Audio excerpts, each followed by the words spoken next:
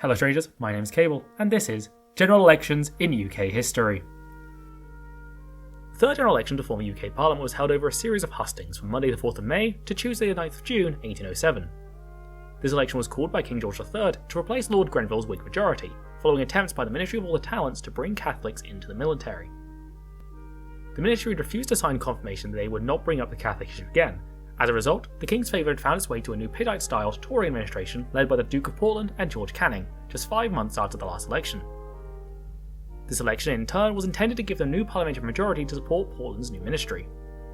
In spite of losing the King's favour, Grenville remained the principal opposition leader, and did face independent problems in this capacity, mostly stemming from the death of Fox in September of the year prior, which meant that Grenville was relying on a more disparate coalition. The proximity to the last election destined the campaign to not be dominated by any major issues.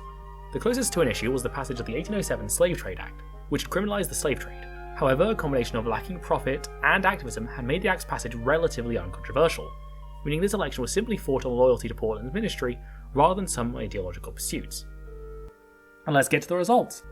Liverpool's new Tory administration came in first. They had earned a plurality of 216 supporters elected out of a total 658. The Whig opposition of Grenville saw 213 supporters elected.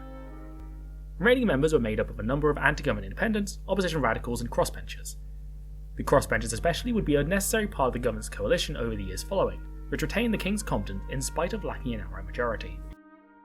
I'll see you for the next one. Ta-ra!